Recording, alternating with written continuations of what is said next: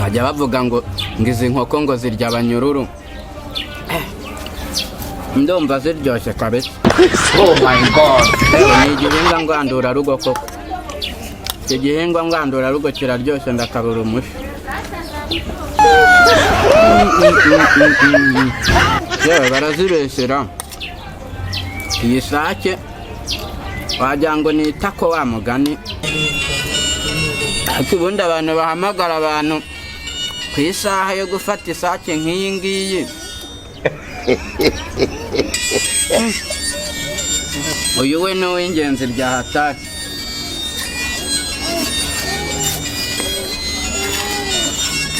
Aya ni amafaranga.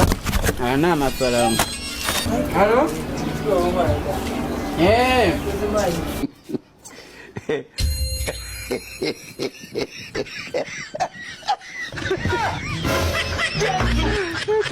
Oh my god.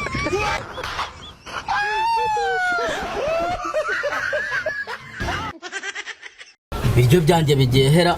Ako se nabishyize mu mufuka se kandi. Siko nagiye kwitaba telefone. Ase ubundi ibiryo byanjye bigiye.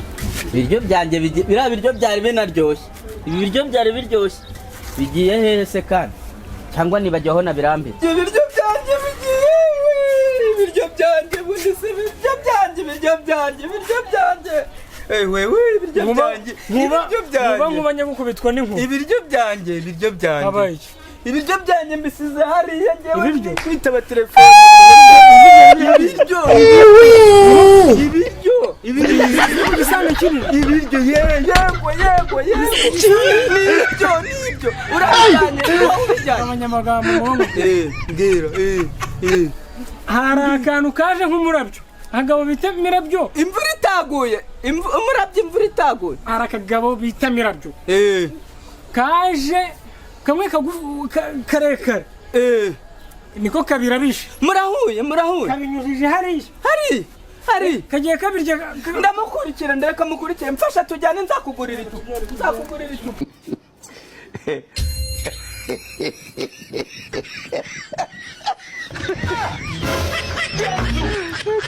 Oh my god.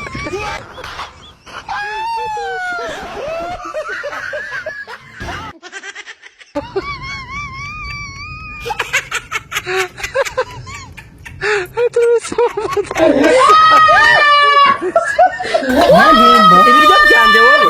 Ibiryo byanjye sha byarahenze ibiryo. Byarahenze. Bati ibiryo na wababiriramo hariya. Ababiriramo hariya. Twagiye. My name is Kagwagu.